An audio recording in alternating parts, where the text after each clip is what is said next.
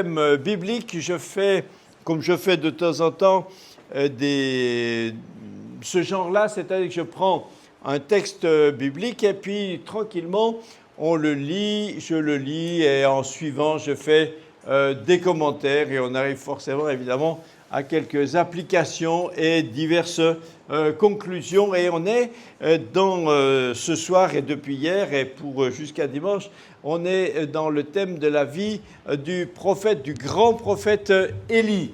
Et donc c'est le prophète de la météo. Hier c'était Élie et la sécheresse. Ce soir nous avons Élie et la pluie. Dans la série, normalement, après il y a Élie dans le brouillard. Après il y a Élie et la foudre, et on finit par Élie dans le ciel. Voilà, et qu'est-ce que vous voulez, ça ne s'invente pas, c'est comme ça. Ah oui, j'ai oublié, sur la table, au fond, vous trouvez quelques-uns de mes livres. C'est mon épouse, qui est mon attachée commerciale, qui avec Sarah, qui s'occupe de ça. Mais je dis, Brigitte, elle les a tous lus, elle les connaît, donc elle peut répondre à vos questions. Voilà. Brigitte, tu veux te lever? Il y en a qui ne t'ont pas vu. Puis c'est bon pour les articulations. Voilà, voilà. Donc c'est mon épouse. C'est mon épouse. Et donc on a vu que hier, le prophète Élie avait reçu de Dieu une prophétie dans laquelle il annonçait au roi d'Israël, Akab, qu'il ne pleuvrait plus. Et évidemment, dans des sociétés essentiellement rurales, agricoles, et dans un pays où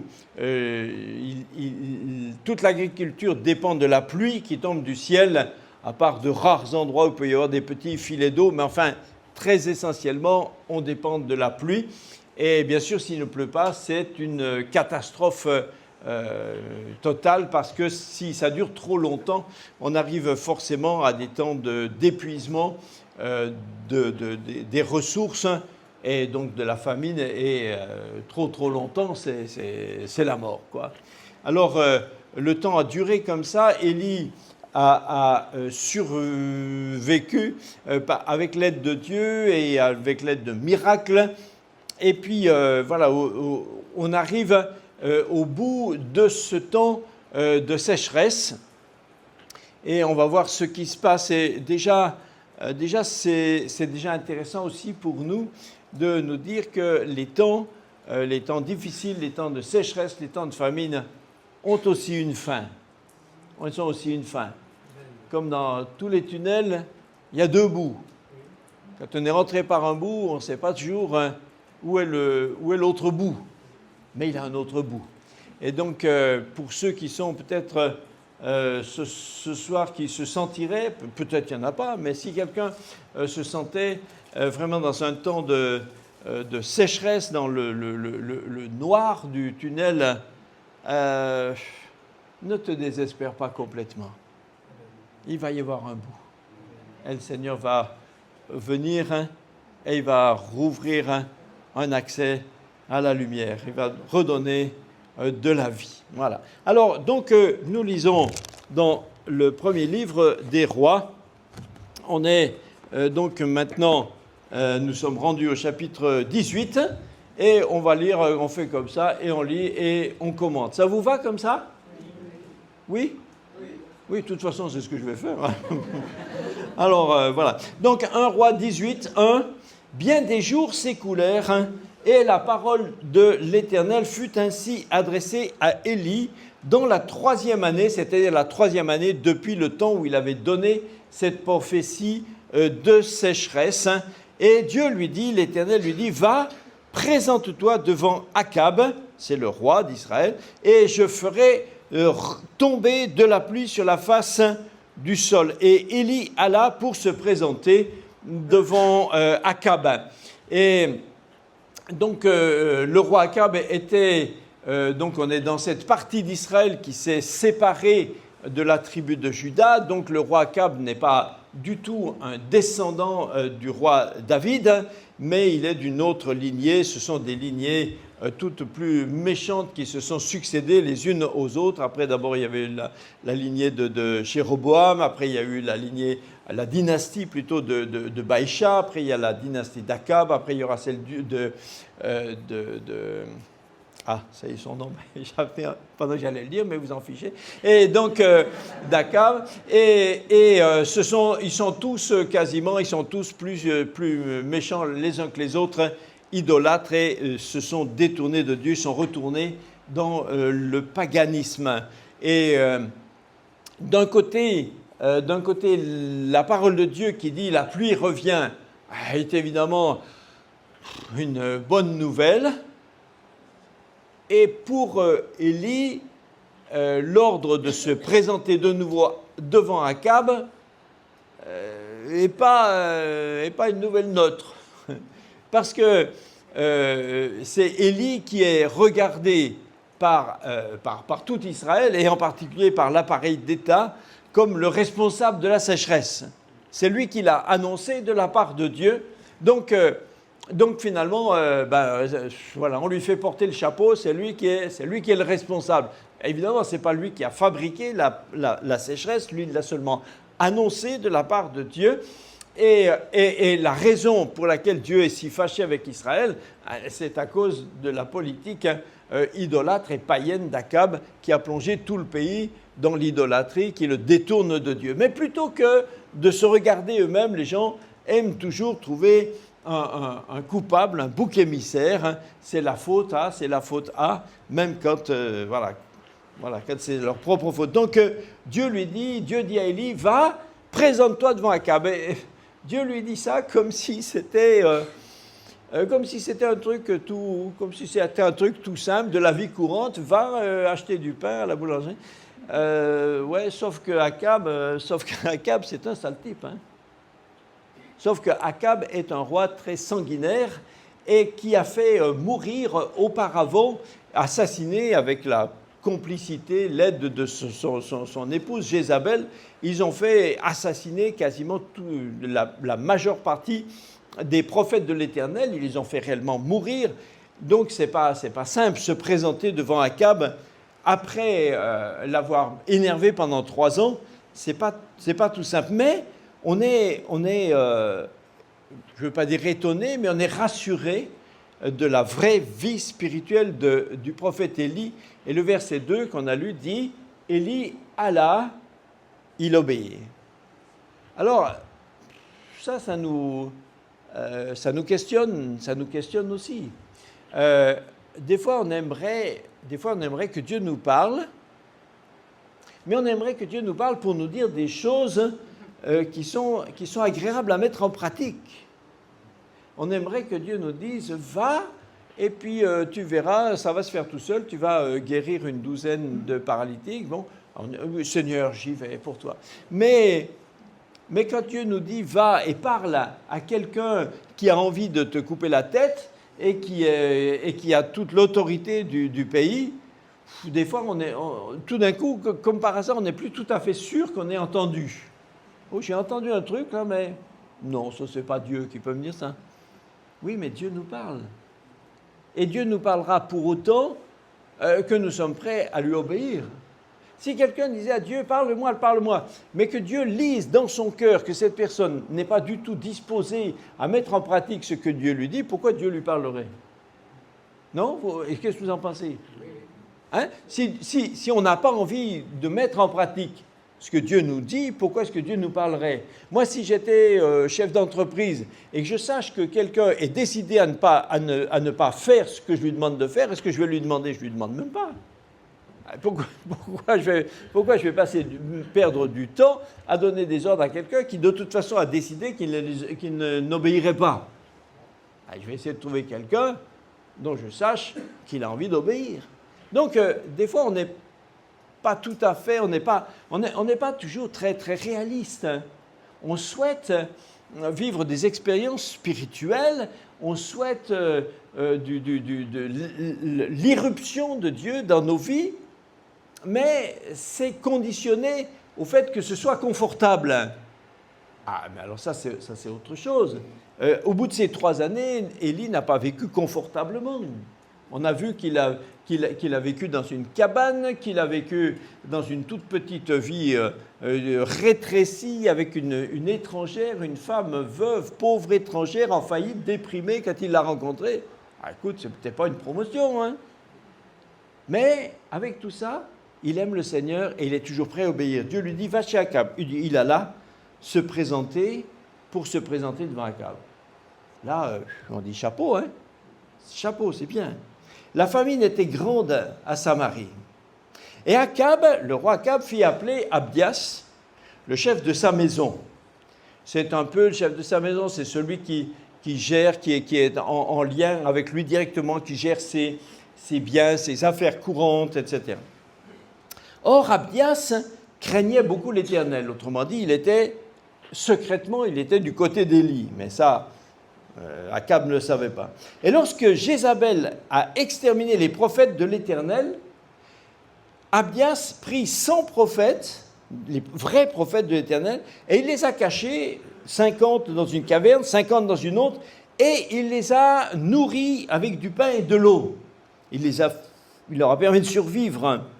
Et Akab, donc, vient trouver le chef de sa maison, Abdias, il lui dit, écoute, on va aller dans le pays vers les endroits où on sait qu'il y a des sources d'eau et des torrents, et peut-être qu'on peut trouver encore des endroits où il resterait un peu de l'herbe, et pour conserver la vie à nos chevaux et aux mulets. Parce que sinon, on va être obligé de les abattre avant qu'ils meurent de faim. Alors, tous les deux se sont partagés le pays pour le parcourir. Akab est allé d'un côté dans un chemin et Abdias est allé seul dans un autre chemin. Ça va, vous me suivez jusque-là? Ok, c'est pour expliquer comment Abdias a rencontré Élie. Verset 7, comme Abdias était en route, voici que Élie le rencontra. Abdias le connaissait, il connaît bien le prophète Élie. L'ayant reconnu, il tomba sur son visage, c'est-à-dire c'est un signe pas d'adoration comme on adore Dieu, mais c'est un signe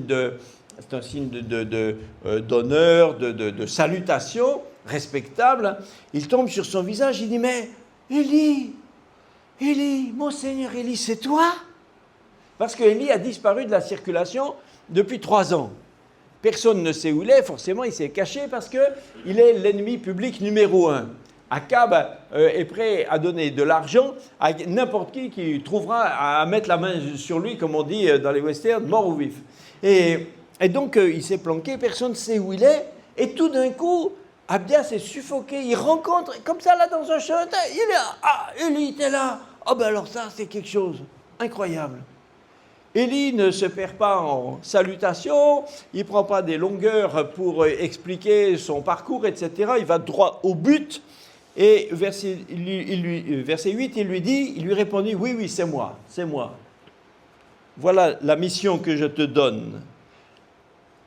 Va et dis à ton maître, c'est-à-dire à Akab, va et dis à ton maître, Élie arrive. Bon, ça a l'air d'être une mission simple. On va voir que ce n'était pas si simple que ça. Parce que dans la mesure où Élie est l'ennemi public, parler d'Élie à Akab, qui était un type très irascible, colérique et potentiellement un assassin en toutes circonstances, ce n'était pas du tout simple. Et verset 9, on voit que Abdias n'a pas du tout pris cette mission comme quelque chose de tout simple. Oula, il a dit, oula, Abdias lui dit, mais qu'est-ce que j'ai fait de mal? Quel péché ai-je commis pour que tu livres ton serviteur entre les mains d'Akab qui me fera mourir? Vous voyez, lui, il voit cette mission, Abdias a vu cette mission comme une mission extrêmement dangereuse.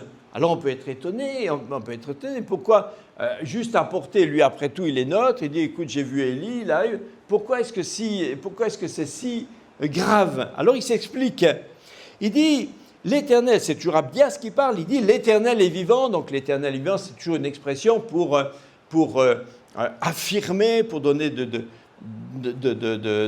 la force à ce qu'on dit, c'est vrai, c'est certain, aussi vrai que l'Éternel est vivant. Il dit l'Éternel est vivant, verset 10, il n'y a pas une nation, il n'y a pas un royaume où mon maître, Akab, n'ait envoyé des gens pour te chercher. Et quand on disait que tu n'y étais pas, il obligeait les gens à jurer devant Dieu qu'on ne t'avait pas trouvé. Et maintenant, toi, Abias dit à Élie, et maintenant toi tu me dis, va et dis à Akab, il y arrive. C'est pas gentil de me mettre dans cette situation-là. Tu me mets dans une situation épouvantable. Et puis il dit, voilà, je sais ce qui va se passer. Je sais, je connais. Je sais ce qui va se passer. Moi, lorsque je t'aurai quitté, en fait, l'Esprit de Dieu va te transporter, hop, il va t'emmener ailleurs, et quand j'irai informer Akab, il viendra pour te prendre, et tu ne seras plus là, et tu auras disparu, et lui, il va être tellement énervé, il va être en fureur, il va me tuer. Alors, cette histoire nous apprend quelque chose de très, très intéressant, et même, je ne sais pas comment dire, curieux, déroutant, quoi. Parce que Abias lui dit, je sais que c'est déjà arrivé plusieurs fois. C'est déjà arrivé plusieurs fois. Quand ta vie est menacée, on sait que ta vie est menacée, les soldats t'ont entouré plusieurs fois, ils allaient mettre la main sur toi, l'Esprit de Dieu t'a pris, hop, et t'a transporté et emmené ailleurs, et tu as disparu, et tout le monde était énervé, ils ont cherché, ils ne t'ont pas trouvé. Donc je sais que Abias dit, je sais, c'est ce qui va encore se passer cette fois-ci, et Akab va être dans une fureur incontrôlable, et celui qui va prendre, c'est moi. Alors il dit, non, moi je marche pas dans cette mission-là, ça c'est un truc à mourir. Et vous voyez, alors nous on peut se dire, mais comment ça se fait que, comment il pouvait avoir une telle certitude? Mais vous savez que cette histoire de transporter les gens comme ça, en fait, est arrivée d'autres fois dans la Bible. Vous vous souvenez d'autres fois où c'est arrivé, non? Avec Philippe. Avec Philippe. Vous aviez un évangéliste, c'est dans le livre des Actes des Apôtres, hein, l'évangéliste Philippe était en train de baptiser un ministre éthiopien, un Africain. Il était en train il l'a rencontré sur le chemin, tout s'est fait je sais pas, en 1 heure peut-être. Il l'a rencontré, il lui a expliqué l'évangile, il lui a parlé du baptême, etc. L'autre a dit, mais s'il faut se faire baptiser, moi je veux me faire baptiser. Et il passait à côté d'un marigot, une petite mare, un petit étang, voilà. Il a dit, il y a une mare là pour que je ne serais pas baptisé. Philippe, il dit, écoute, si tu crois que Jésus est le Fils de Dieu, on y va. Bon, hop, il fait arrêter le chat, hop, il descend, il le baptise. Au moment où Philippe était en train de le baptiser, quand il sortait de l'eau, vous ne croyez pas, hein, quand il est sorti de l'eau, tout d'un coup, l'Esprit de Dieu prend Philippe, l'évangéliste, et le transporte ailleurs. Non, mais ça doit quand même faire un choc. Hein? Non, vous ne croyez pas? Imaginez, vous êtes en train de discuter avec quelqu'un, vous parlez avec quelqu'un, et tout d'un coup, il disparaît. Non, ça fait quand même un coup, hein? Il était là, dans l'eau, comme ça, et à l'endroit où il était, il a disparu. Peut-être qu'il y avait encore un instant la trace de ses bottes dans l'eau, là, non? Et hop, il disparaît, il est parti. Il devait être quand même, l'Éthiopien, il devait être quand même surpris, c'est peu dire, quoi. Stupéfait, moi, jamais personne ne m'a fait le coup, hein. Mais si vous réfléchissez, je trouve qu'à l'inverse, c'est encore plus. Pour Philippe, lui, il s'est fait transporter. L'autre, il a juste vu qu'il avait disparu. Mais lui, Philippe, il s'est fait transporter.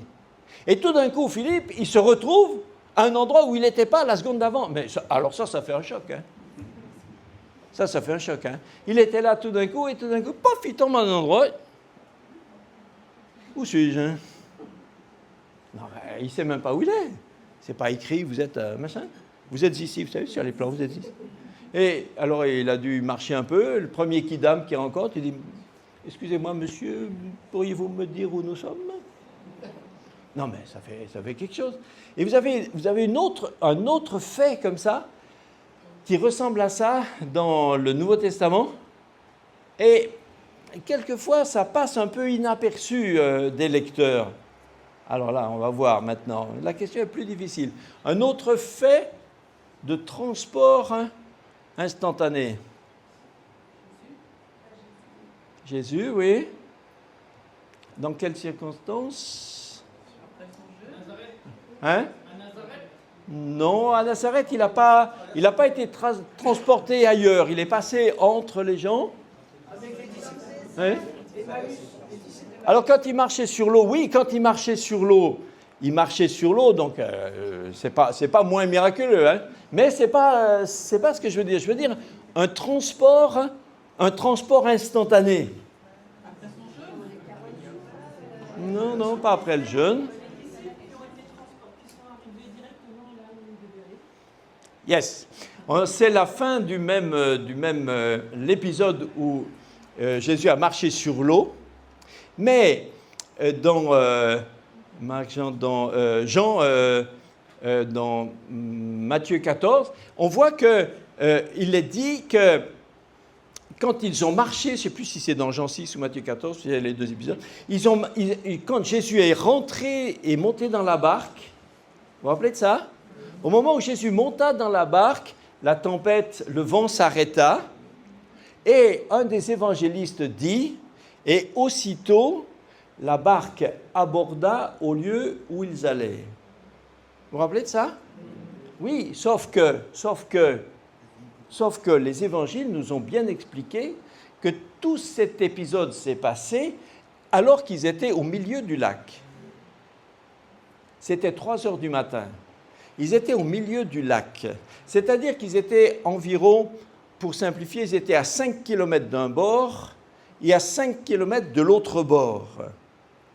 Jésus monte dans la barque. Au moment où il monte dans la barque, pof, la barque touche le bord. Ah, bizarre, non? Hein? Au moment où Jésus monte dans la barque aborde au lieu où ils allaient. C'est-à-dire que toute cette barque a été déplacée par Dieu instantanément. Des fois, je dis en 1 seconde. C'est même pas juste, c'est pas en 1 seconde, c'est en rien.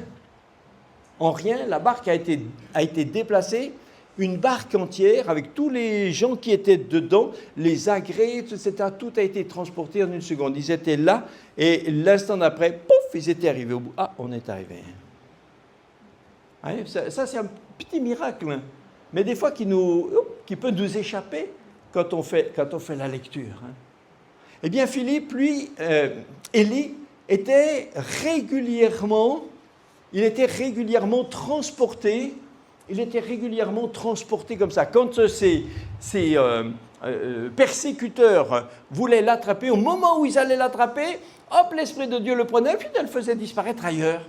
Alors c'est pour ça qu'Abias n'était pas du tout chaud à aller avertir Élie, à aller avertir Akab. Il dit, moi je sais ce qui va se passer. Tu vas m'envoyer voir Akab, je vais lui dire Élie est là, Akab va venir à toute allure parce qu'il est tellement furieux, on va te chercher partout et au moment où on voudrait te servir, toi tu disparais, Akab il va être tellement furieux, non, il va me tuer, non, moi j'y vais pas.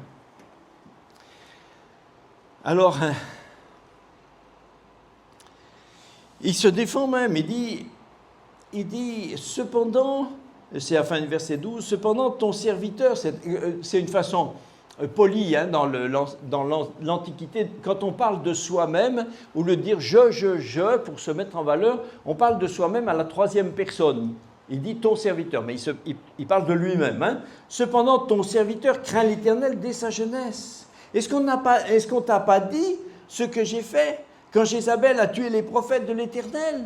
J'en ai caché 50 dans une caverne, 50 dans une autre. Je les ai nourris, je leur ai donné du pain, de l'eau. Et maintenant, toi, tu me dis, va et dis à Akab, voilà Élie. Il va me tuer, c'est tout. Mais, verset 15, Élie le rassure. Il dit, non, t'inquiète pas. L'Éternel des armées, dont je suis le serviteur, est vivant. Aujourd'hui, je me présenterai devant Akab. Alors bon, du coup, Abias était maintenant rassuré. Il dit, c'est pas une mission suicide, c'est une vraie mission. Et Abias donc est allé à la rencontre d'Akab et lui dit, voilà, c'est-à-dire, votre Majesté, il se trouve que fortuitement, j'ai rencontré Élie. Qui? Élie. Ah bon. Et Akab se rendit devant Élie. À peine Akab aperçut-il Élie qui lui dit « Ah, est-ce que toi qui jettes le trouble en Israël ?» Vous voyez? Il ne lui dit pas bonjour, hein? Et directement, il lui reproche la situation de famine, de sécheresse, la situation mortelle d'Israël. Mais ça, je trouve, c'est extraordinaire.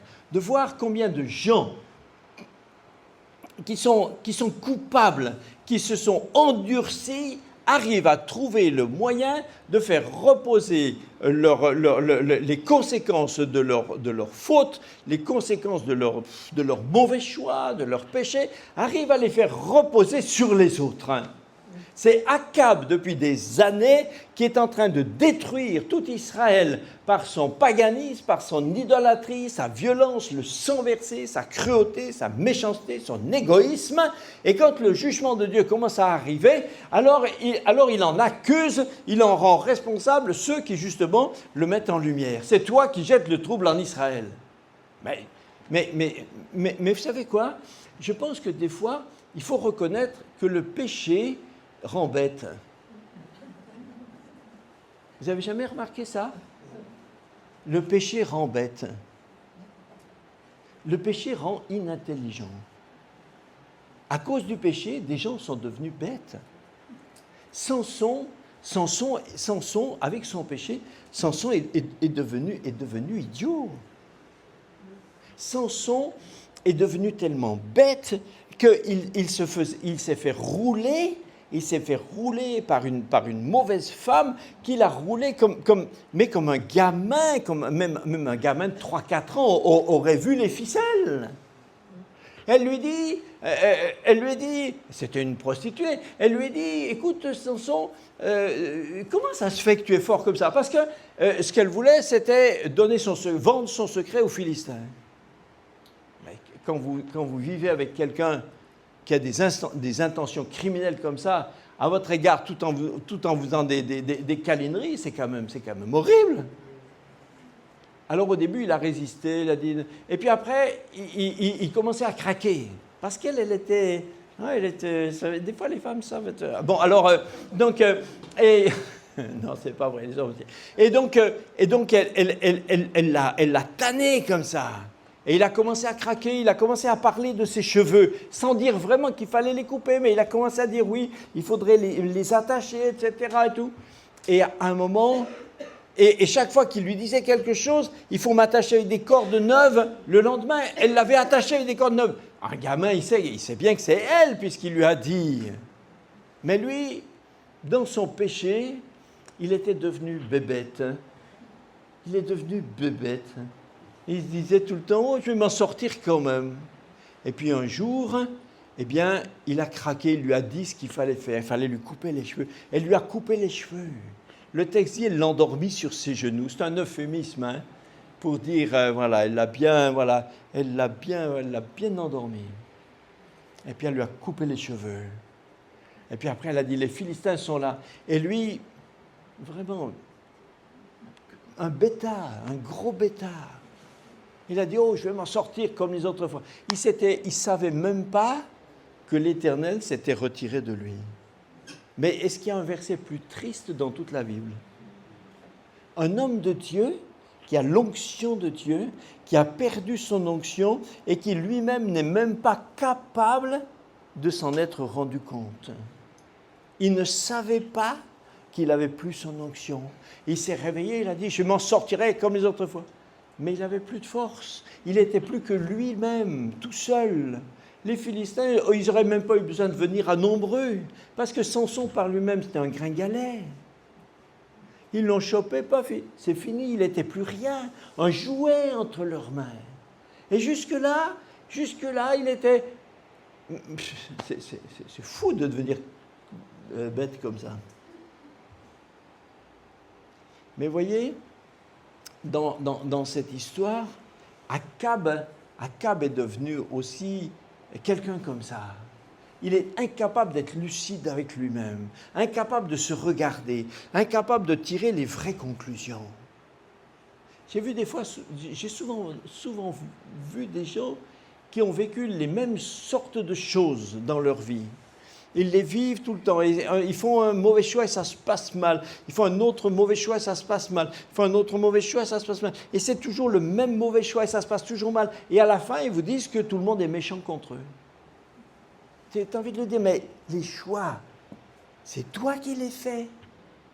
Vous avez des gens dans leur travail, ça se passe toujours mal. Et toujours mal de la même façon. Ils tombent toujours sur un mauvais patron qui est méchant et tout. Je dis mais t'as quand même pas de peau, hein.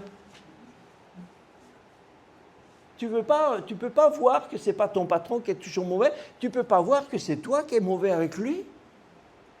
Frères et sœurs, il faut qu'on soit lucide. Il faut qu'on soit lucide. Là où on a mal fait, faut dire j'ai mal fait. Le fils prodigue n'a pas dit, il a pas dit le système social dans ce pays est mal organisé. Il a dit j'ai été un imbécile de quitter la maison de mon père. Ça serait aujourd'hui, il serait français, le fils prodigue, il accuserait les services sociaux. Ah non, mais c'est sûr. Ah, mais c'est sûr. Il accuserait les services sociaux. Ah non, mais l'aide sociale dans ce pays est mal organisée. Il y a des trucs. Mais c'est toi qui es bête. C'est toi qui est parti. C'est toi qui as délaissé. C'est toi qui as fait des choix. C'est toi qui as dilapidé ton argent. C'est personne d'autre. Hein. Mais heureusement, le fils prodigue a dit, il est rentré en lui-même. Oh, quelle belle expression. J'aime bien cette expression de rentrer en soi-même. Vous avez essayé des fois? Essayez là tout de suite, vous allez voir. Essayez. Non, essayez. Essayez de... essayez. Rentrez en vous-même. C'est pas facile, hein? Mais c'est pas la même chose qu'avoir des remords. Avoir des remords, c'est pas rentrer en soi-même. Avoir des regrets, c'est pas rentrer en soi-même. Rentrer en soi-même, c'est se placer à l'intérieur pour regarder dedans. Les regrets, c'est pour regarder dehors. C'est pour regarder les circonstances. C'est pour regarder les conséquences. C'est pour regarder ce qui en découle. Mais rentrer en soi-même, c'est pour regarder les causes. C'est pour regarder en quoi on s'est planté. Le fils prodigue, il est rentré en lui-même. Il a dit, voilà, j'ai fait faux. Alors, mais un gars comme Akab ne peut pas changer. Parce que systématiquement, les conséquences de ses péchés, il les attribue aux autres. Il se trouve, après 3 ans de famine, où Dieu est en train de parler à son peuple. Dieu a bloqué tout le système de la météo du Moyen-Orient pour parler à son peuple. Et voilà quelqu'un qui, après 3 ans de ce traitement, est incapable de dire « Mais qu'est-ce que Dieu veut nous dire ?» Incapable. Il est juste capable de reporter la faute sur celui qui a seulement fait œuvre de vérité pour la leur annoncer. Il dit, est-ce toi qui trouble, c'est de la fin du verset 17, est-ce toi qui jette le trouble en Israël? Mais il lui dit, mais je ne trouble pas Israël.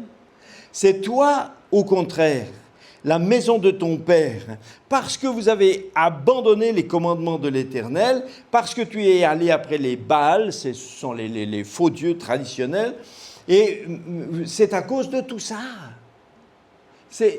Bien sûr, nous avons des fois dans nos vies des ennuis qui nous viennent simplement, voilà, des circonstances, mais quelquefois, nous avons des ennuis qui nous viennent du fait que nous n'avons pas mis Dieu en premier dans nos vies.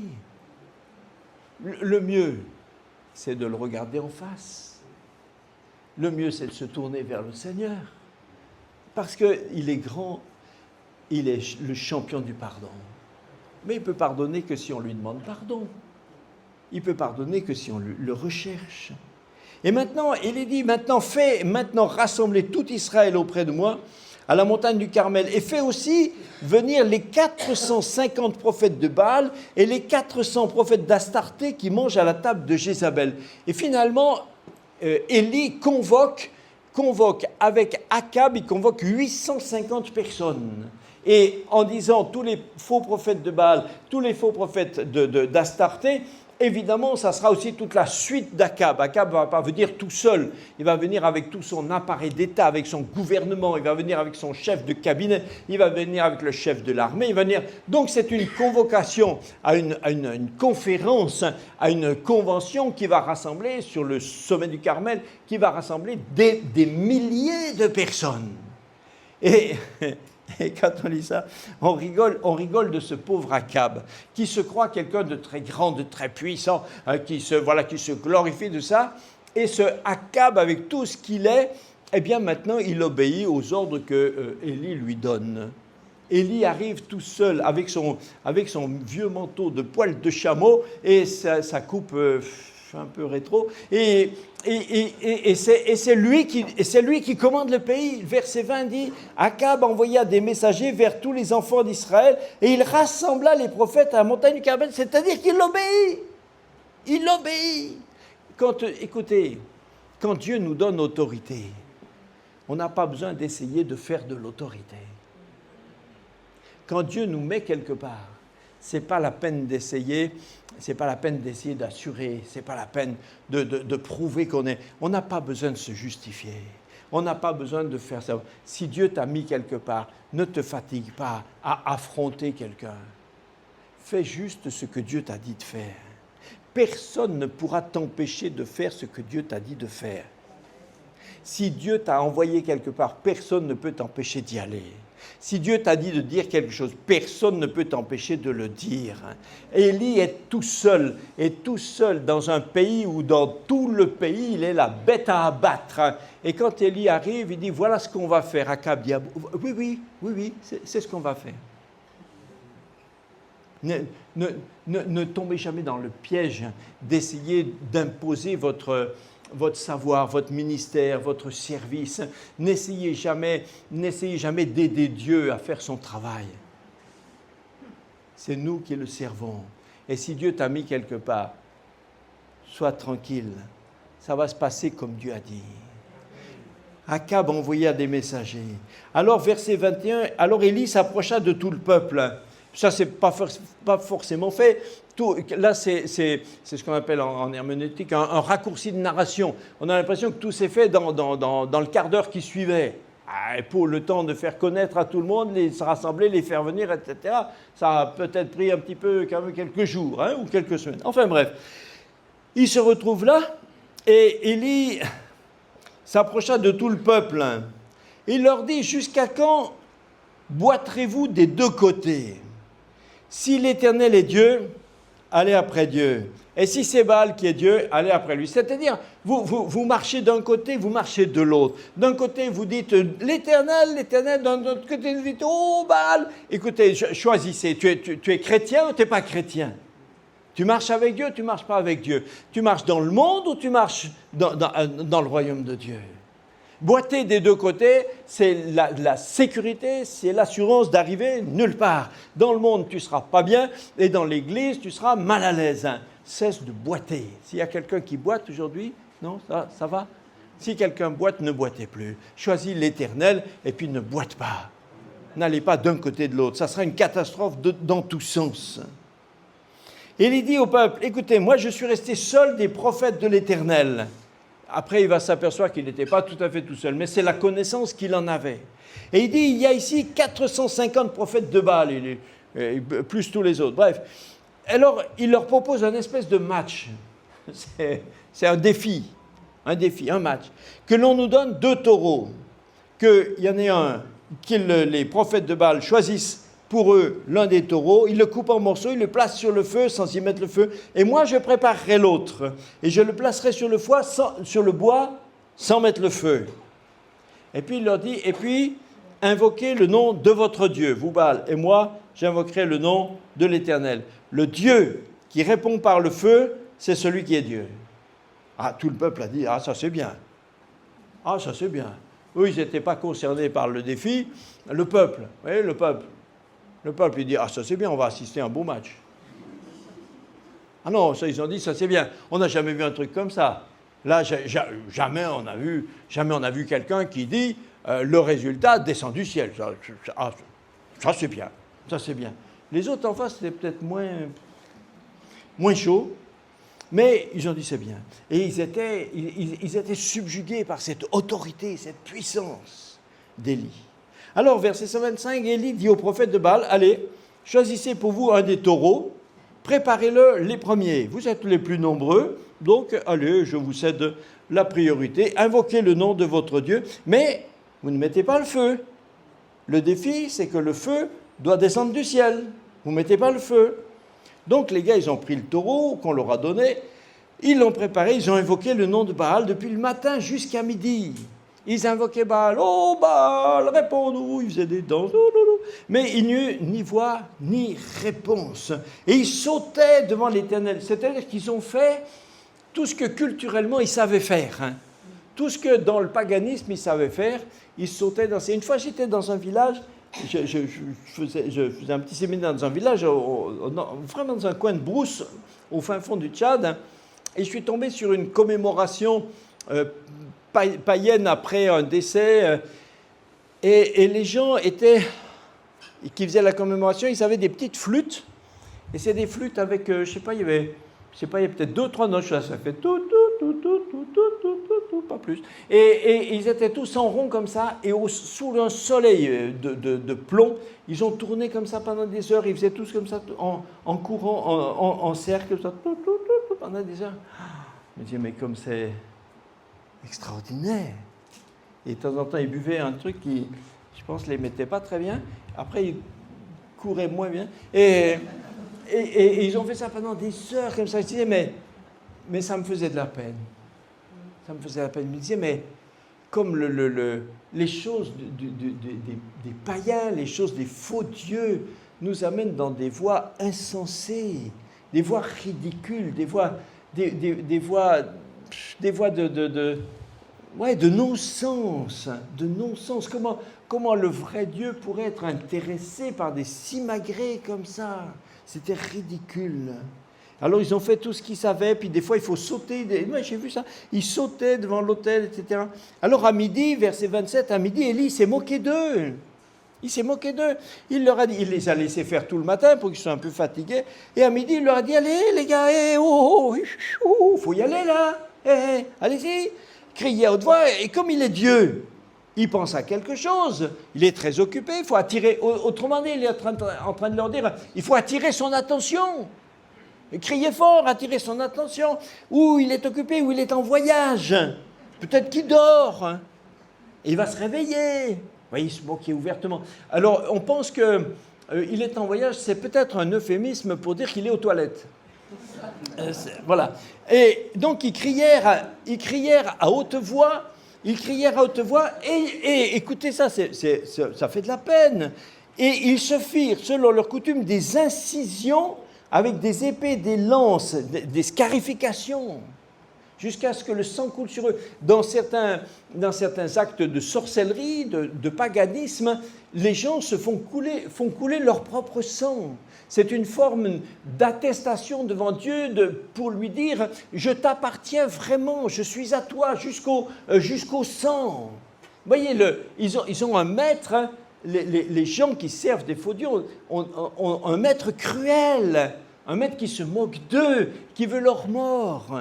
Ils se sont scarifiés comme ça. Et jusqu'à ce que coule sur le verset 29, lorsque midi fut passé, ils prophétisèrent jusqu'au moment de la présentation de l'offrande.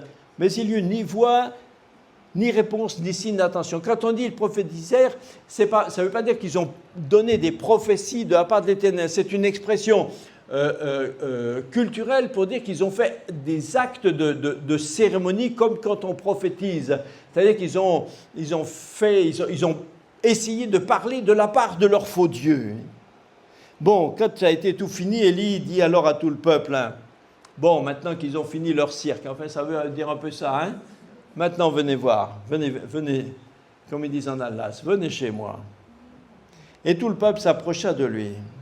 Alors Élie rétablit l'autel de l'Éternel qui avait été renversé. Bien sûr, on n'adore plus que les Baals.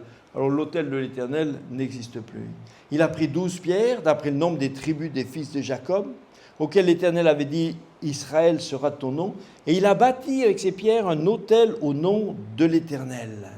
Il fit autour de l'autel un fossé, un creux, de la capacité de 2 mesures de semences.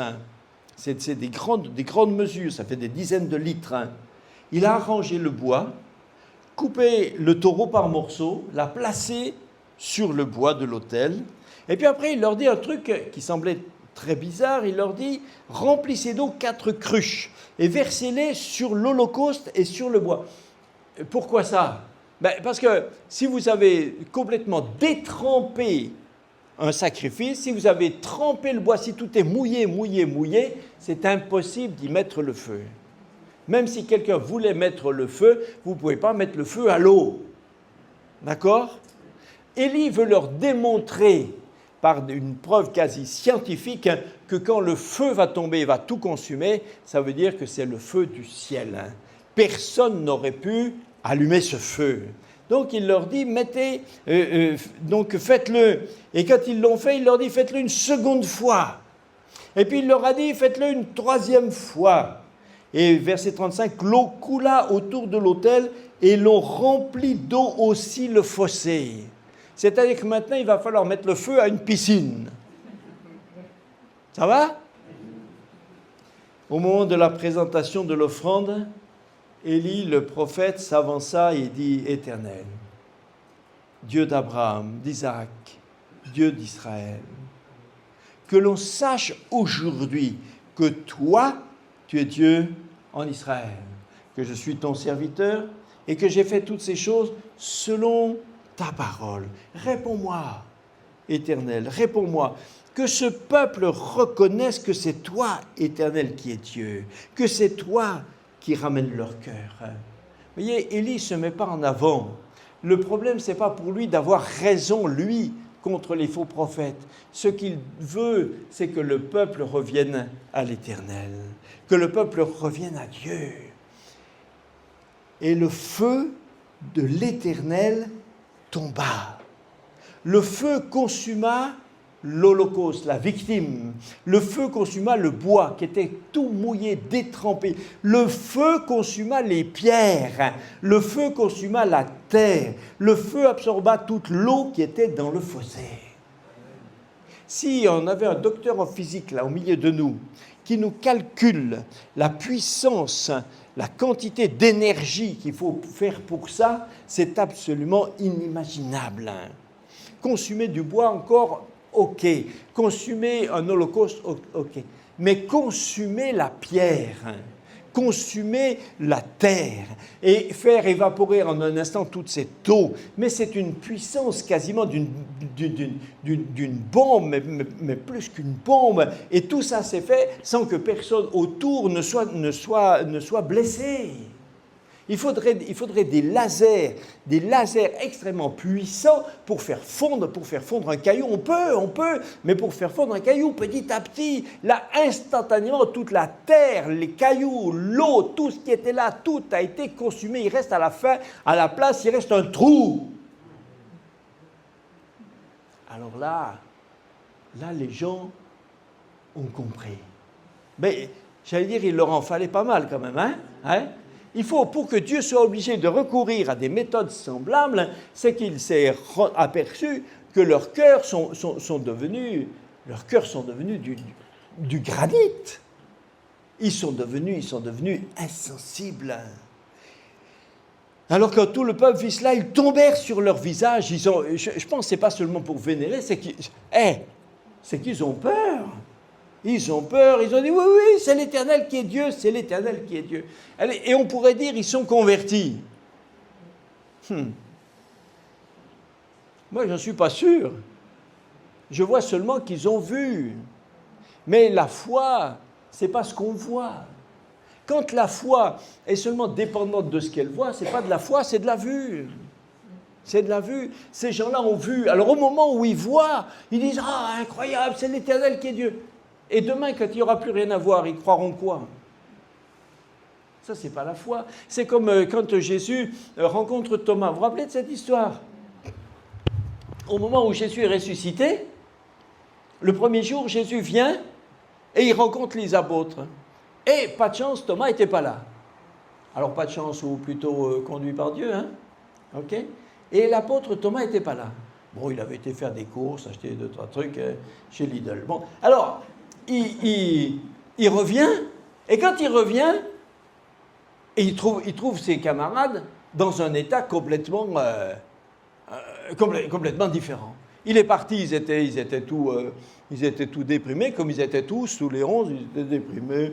Ouh, Jésus est mort. Et Thomas revient des courses, il trouve ses petits camarades qui sautent dans la maison comme des puces. Jésus est ressuscité, ils sont là, ils sont joyeux, il dit, mais les gars,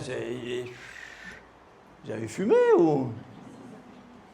Mais ils lui disent, mais Thomas, ah mais oui, ah mais, hé les gars, Thomas, il n'était pas là.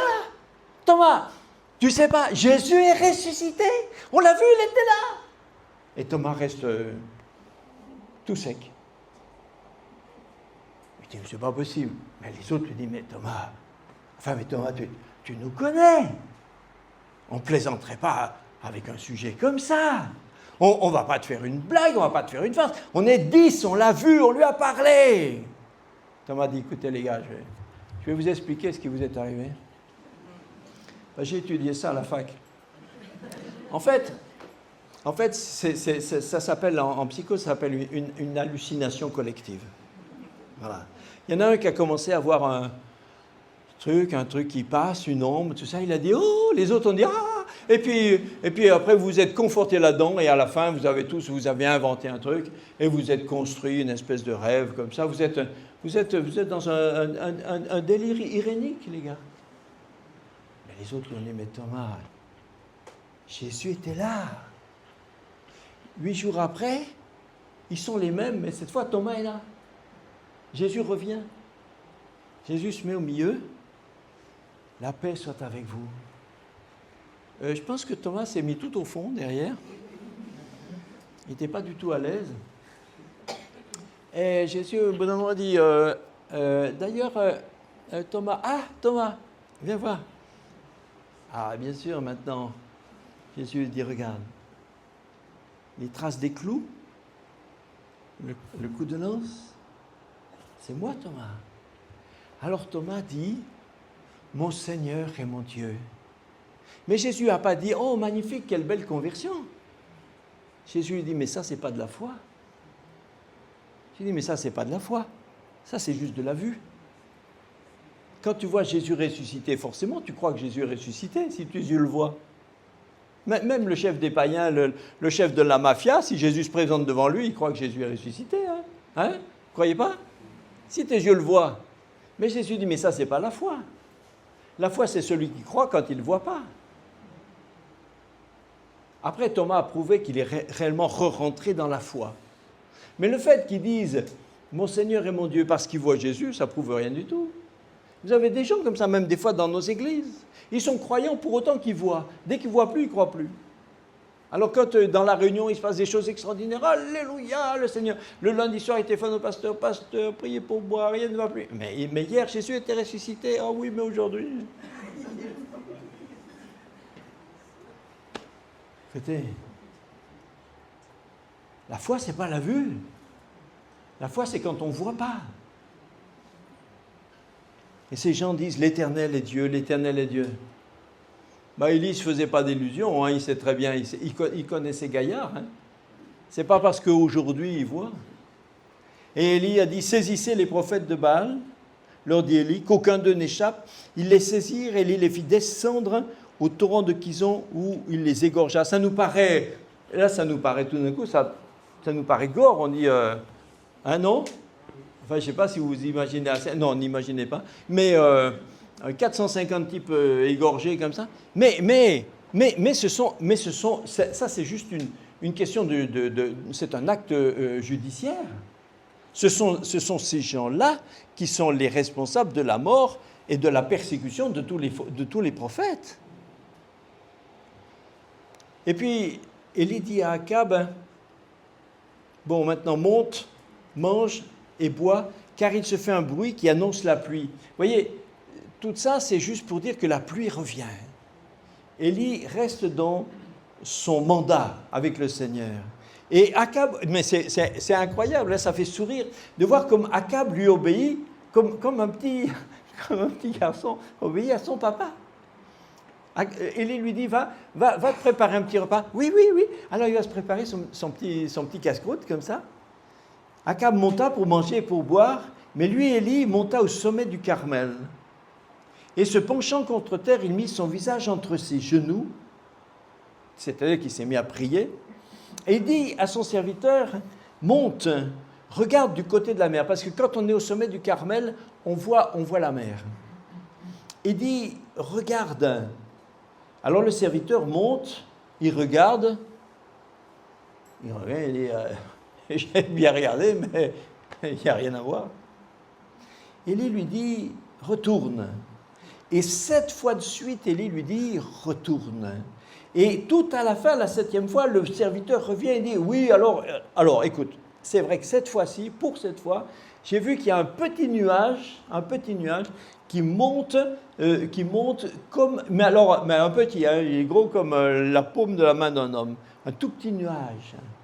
Mais vous voyez, ça c'est le genre de serviteur qui n'a pas la foi. Élie, lui, il voit ce que les autres ne voient pas. Dieu lui a dit, il va pleuvoir. Donc il attend les nuages, il attend la pluie. Dès qu'un nuage arrive, un nuage gros comme ça, il dit, ça c'est un nuage pour la pluie sur tout le pays. Lui, vous voyez, le serviteur, c'est marrant les termes, le serviteur a vu un nuage gros comme il dit comme la paume de la main d'un homme. Élie, lui, a vu un nuage gros comme la paume de la main de Dieu. Et quand c'est la main de Dieu, quand c'est Dieu qui agit, alors les choses arrivent, les choses se font.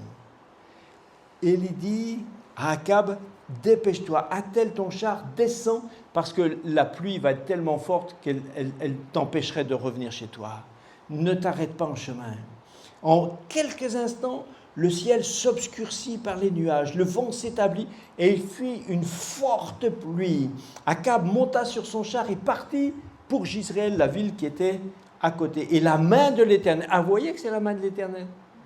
Ce n'est pas la main d'un homme, c'est la main de l'Éternel. Et la main de l'Éternel fut sur Élie, qui se saignait les reins, et courut devant Akab jusqu'à l'entrée de Jizréel. Moi, j'ai toujours été un petit peu jaloux parce que quand j'étais plus jeune, je faisais de la course. Je faisais de la course, j'aimais un peu la course de fond, la course de course. Et je faisais la course.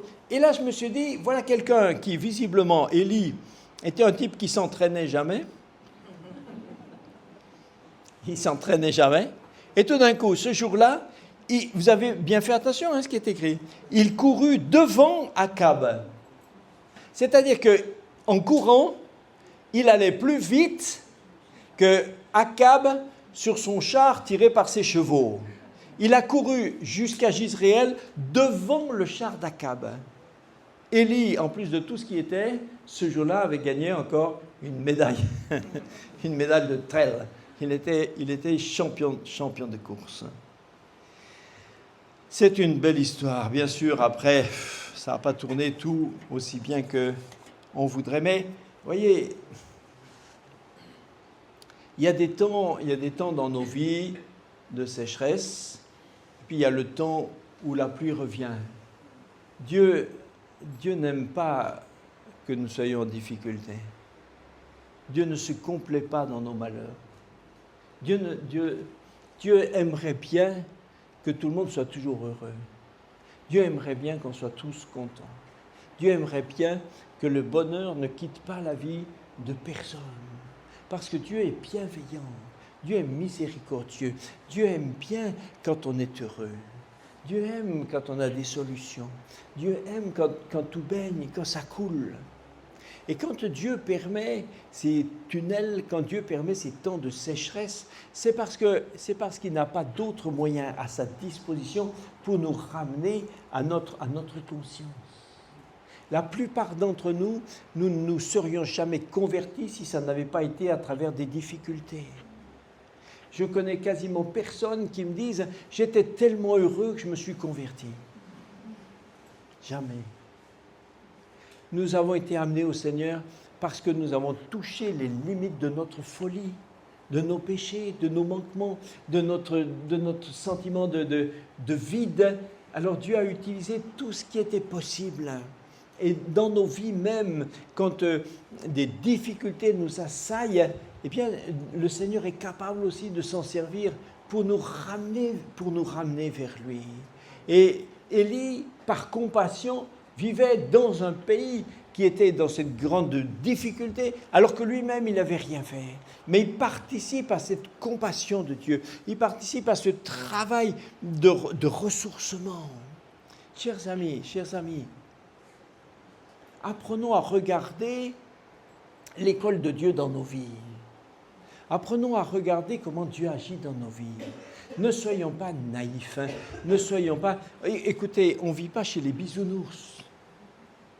On vit dans une société dont Jésus lui-même a dit que c'est une société qui est injuste. Jésus appelait tous les biens de ce monde, il les appelait les richesses injustes. Il n'y a pas une richesse dans ce monde qui est juste aux yeux de Dieu. L'Ecclésiaste dit que ici-bas, vanité des vanités, tout est vanité. Il n'y a rien qui soit directement sur la terre, qui soit bon intrinsèquement. Rien n'est bon en soi. Il nous faut nous apprendre à nous laisser conduire dans le chemin de Dieu. La vie est une école. Et si nous le voulons bien, c'est l'école de Dieu. Et l'école de Dieu, elle passe par le découragement. Mais c'est une étape que Dieu met dans nos vies. C'est l'école de l'échec, c'est l'école de l'adversité, c'est l'école de la solitude. Quelquefois, c'est l'école de la maladie, quelquefois, c'est l'école de la persécution. Et au lieu de toujours dire « c'est le diable, c'est le monde, c'est les autres », c'est bien de dire « qu'est-ce que tu veux m'apprendre, Seigneur ? Qu'est-ce que tu veux m'apprendre ? Comment tu veux me changer ? Comment tu veux me permettre de faire des progrès ? Comment, Seigneur, tu cherches au fond de moi ce qui doit venir à la lumière pour que ce soit changé ? Alors, dès que Dieu peut, Dieu aime ça, dès que Dieu peut, Dieu remet la lumière. Il refabrique une issue au tunnel. Et tout d'un coup, le ciel se charge de nuages et la pluie, une pluie bienfaisante, revient dans nos vies.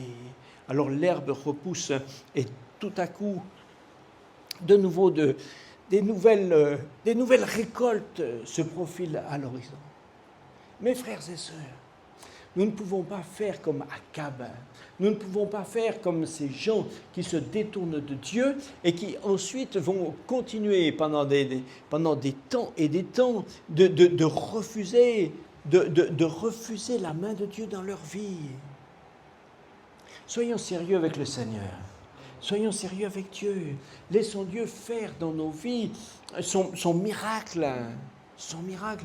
C'est une chose extraordinaire. Élie était vraiment un grand homme de Dieu. Mais ce grand homme de Dieu n'a jamais parlé de lui comme un grand homme. Quand il parle de lui, il dit un serviteur. Il se présente comme un serviteur. Et lui-même, et il a raison parce qu'il n'est pas plus que ça. Le seul qui mérite d'être honoré, c'est Dieu. Le seul que Dieu nous appelle à ceci, cela. Qu'est-ce qu'on s'en fiche que ça soit important, pas important, mais on devrait s'en foutre royalement. Ce qui est important, c'est qu'est-ce que Dieu fait, comment Dieu travaille, comment Dieu produit. Et chacun d'entre nous, nous pouvons être dans une société qui marche comme la société d'Akab. Nous sommes appelés à être, pour chacun pour notre appel, mais nous sommes appelés chacun pour notre appel à être comme Élie, à être des gens qui pourront parler selon la vérité, qui pourront parler vrai, qui pourront dire, mais seuls contre tous, mais qui pourront dire, mais au milieu de nous, il y a un Dieu. Dans le ciel, il y a un Dieu. Le vrai Dieu a envie d'être connu. Le vrai Dieu a envie d'être recherché. Il nous faut le mettre en premier. La première chose qu'Élie a fait avant de s'occuper du sacrifice, c'est qu'il a rétabli l'autel sur ses fondements. Il a remis les pierres où elles devaient être. Et dans nos cœurs, l'autel de Dieu doit être sur ses fondements. Il nous faut le rétablir là où il doit être, au centre de notre cœur, au centre de notre vie, au centre de nos émotions, au centre de nos programmes, au centre de nos objectifs. On peut avoir toutes sortes d'objectifs, mais est-ce que l'autel est au milieu ? Est-ce que l'autel est au milieu ? Est-ce que l'autel gouverne nos objectifs de vie? Tu peux avoir un programme de carrière. Ceux qui travaillent, quelquefois, votre DRH, il vous convoque et il vous parle de votre plan de carrière. Qu'est-ce que vous voulez devenir? Alors, c'est difficile parce qu'il faut avoir l'air ambitieux, mais pas trop. Il faut avoir l'air ambitieux, mais il ne faut pas lui donner l'impression qu'on veut prendre sa place. Mais il faut avoir l'air ambitieux, c'est vrai, parce que ces gens aiment les gens qui ont les dents longues, ceux qui veulent progresser, ceux qui veulent avancer, ceux qui veulent gravir, ceux qui veulent monter dans les... Tu peux avoir un plan de carrière, Dieu n'est pas contre, mais est-ce que l'autel est au milieu? Est-ce que juste Dieu, c'est celui qui doit t'aider à arriver à tes objectifs, ou c'est toi qui dis à Dieu, tu as des objectifs, et moi je veux concourir à tes objectifs? C'est qui est au milieu? C'est qui gouverne? C'est qui est en premier? Qui est-ce qui est le plus important? Tu peux avoir des émotions, tu peux avoir un amour, tu peux avoir la famille, mais qui est en premier? Jésus a dit, qui est en premier? Nul ne peut être mon disciple si... Élie a mis l'autel d'abord. Il a rétabli l'autel sur ses fondements. Alors il a dit, le feu va tomber maintenant. On a besoin du feu, frères et sœurs. Nous avons besoin du feu. Nous ne pouvons pas présenter à Dieu des holocaustes qu'on allume avec de l'allume-feu. Ce que Dieu veut, c'est l'holocauste qu'il allume, lui, par son feu. On ne va pas bricoler avec le service de Dieu. On ne va pas bricoler avec la vie chrétienne.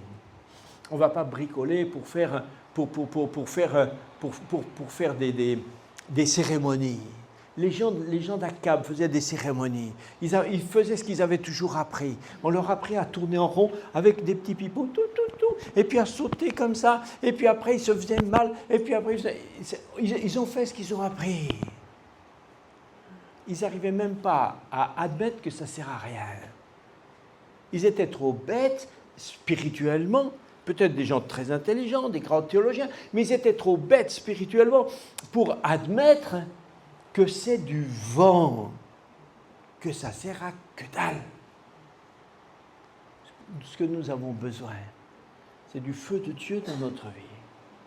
Jésus a dit, le Saint-Esprit, vous serez baptisés de Saint-Esprit et de feu. C'est de ça que nous avons besoin. Nous n'avons pas besoin pas besoin des choses d'en bas, mais que le feu de Dieu descende sur nous. Frères et sœurs, ces textes ne sont pas des textes qui ont été écrits pour qu'on les lise comme on lirait des romans ou des contes. Ces textes ont été écrits pour nous servir de leçon. C'est ce que dit le Nouveau Testament. Ces choses ont été écrites à l'avance pour nous servir d'exemple. Il faut que nous les lisions en nous disant à chaque page, à chaque ligne, pour nous dire qu'est-ce que ce texte me dit à moi. Il faut lire la parole de Dieu, frères et sœurs, il faut lire la parole de Dieu en rentrant dedans. Comme le Fils prodigue a dû rentrer en lui-même. Nous ne lisons pas la parole de Dieu pour lire pour lire son contour. Il nous faut lire la parole de Dieu pour rentrer à l'intérieur. Et à l'intérieur, on se trouve. Et à l'intérieur, Dieu nous trouve. Et à l'intérieur de la parole de Dieu, alors on va voir comment elle nous parle, comment elle nous concerne. Chacun de ces textes est capable de transformer notre vie. Moi, je dis toujours au Seigneur, Seigneur, tu as créé le monde avec 2 mots. Dieu a dit, lumière soit. Avec 2 mots, Dieu a créé toute l'énergie du cosmos. 2 mots sont sortis de la bouche de Dieu. 2 mots ont créé l'énergie de tout le cosmos. Et Dieu dit, quand ma parole sort de ma bouche, elle ne revient pas à moi sans avoir accompli son effet. Et moi je dis, Seigneur, permets-moi de temps en temps de prononcer une parole, un mot, une phrase qui ne soit pas comme sortant de la bouche de Jean-Marie Ribet, mais une phrase qui soit comme sortant de la bouche de l'Éternel. Parce que si elle sort de la bouche de l'Éternel, elle ne sort pas de ma bouche. Mais si elle sort de la bouche de l'Éternel, elle ne peut pas revenir à Dieu sans avoir accompli son effet. La parole de Dieu, frères et sœurs, rien qu'un texte comme ça, mais comme toutes les pages de la Bible, chaque page de la Bible est capable de transformer notre vie. Une page de la Bible est capable de transformer l'univers. On ne lit pas ces textes pour savoir ce qu'il y a dedans. On ne lit pas ces textes pour analyser comment, à l'époque, selon les analyses grammatico-historiques, on lit ces textes parce que Dieu nous communique quelque chose. Parce que c'est la vie de Dieu qui rentre dans nos cœurs. C'est la vie de Dieu qui change notre esprit. C'est la vie de Dieu qui nous insuffle la vie. C'est de ça que nous avons besoin. On va prier. Seigneur, Seigneur, Seigneur notre Dieu. Seigneur notre Dieu.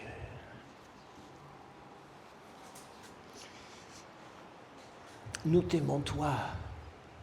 Nous aimons ta parole. Nous aimons ta parole. Nous aimons la parole de Dieu. Nous aimons que, Seigneur, que tu aies daigné nous envoyer ta parole. Seigneur, c'est un grand prodige, hein, que tu aies daigné nous, ce que nous sommes, que tu aies daigné nous envoyer ta parole pour que ta parole demeure en nous. Seigneur, je te prie que la puissance de la parole de Dieu puisse trouver place dans le cœur de chacun d'entre nous ce soir. Je te prie, Seigneur, pour que l'autorité, la puissance de la parole de Dieu soit révélée à chacun. Seigneur Jésus, je t'en prie. Je t'en prie, comme quand tu as soufflé sur les disciples, tu as dit, recevez la compréhension des Écritures. Seigneur, je te prie de souffler maintenant sur nous. Je te prie qu'un souffle de compréhension de la parole de Dieu passe dans cette salle, passe dans les cœurs, change, transforme tous ceux qui sont dans des doutes. Je te prie qu'un souffle puissant chasse tous les doutes, qu'un souffle puissant chasse toute confusion, que le souffle de la parole de vérité chasse toute erreur, tout mensonge, toute fausse doctrine. Alléluia. Oh Seigneur notre Dieu, je te prie surtout que tu allumes un feu dans nos vies. Le feu est tombé du ciel. Élie a démontré que personne ne pouvait faire ce feu, que personne ne pouvait fabriquer ce feu, que personne ne pouvait mettre le feu à l'Holocauste. Élie a démontré que le feu doit descendre du ciel. Et Seigneur, nous voulons que nos cœurs te soient offerts comme un holocauste, mais c'est toi qui peux mettre le feu, Seigneur. C'est toi seul, Seigneur, qui peut nous mettre en feu. Je te prie, Esprit de Dieu, je te prie de descendre dans chacun. Esprit de Dieu, touche les cœurs. Mets le feu. Là où il peut y avoir de la tiédeur, là où il y a du manque, des carences, mets le feu maintenant, au nom de Jésus. Peut-être si vous voulez, on peut se lever un instant. Juste pour terminer, deux secondes. Je vous invite chacun à parler au Seigneur, de tout votre cœur. Ne vous occupez pas de celui qui est à gauche, à droite. C'est pas important. C'est juste toi devant Dieu. Dis-lui, Seigneur.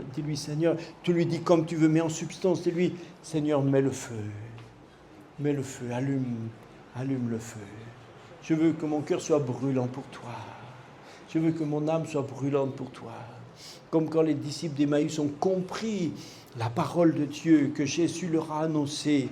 Et ils ont dit, notre cœur ne brûlait-il pas au-dedans de nous quand il nous annonçait, quand il nous expliquait les Écritures. Demande à Dieu, dis-lui, Seigneur, je ne veux plus lire la Bible en m'obligeant. Je ne veux plus lire la Bible comme si c'était un devoir ou une punition. Je veux brûler quand je lis la Bible. Je veux brûler quand je prie. Je veux brûler quand je suis face à Akab, quand je suis face au peuple, quand le sacrifice doit être allumé. Seigneur, rends-moi brûlant pour toi. Saint-Esprit, descends, demandez au Seigneur Dis-tu, Saint-Esprit, je t'en supplie, que le feu du Saint-Esprit descende sur moi. Saint-Esprit, viens et prends possession. Change-moi, transforme-moi. Transforme-moi, descends maintenant au nom de Jésus. Alléluia. Esprit de Dieu, c'est ma prière aussi. C'est ma prière à moi, comme à chacun de mes frères et sœurs ce soir. Descends sur nous, Esprit Saint. Esprit Saint, descends sur nous. Descends maintenant au nom de Jésus. Au nom de Jésus, au nom de Jésus. Soyez remplis du Saint-Esprit. Au nom de Jésus-Christ. Soyez remplis du Saint-Esprit. Recevez le Saint-Esprit. Soyez baptisés du Saint-Esprit. Soyez transformés, changés, remplis du feu de Dieu. Maintenant, au nom de Jésus, au nom de Jésus, au nom de Jésus, passe dans les rangs, Esprit de Dieu, touche, change. Alléluia, on va chanter peut-être un cantique.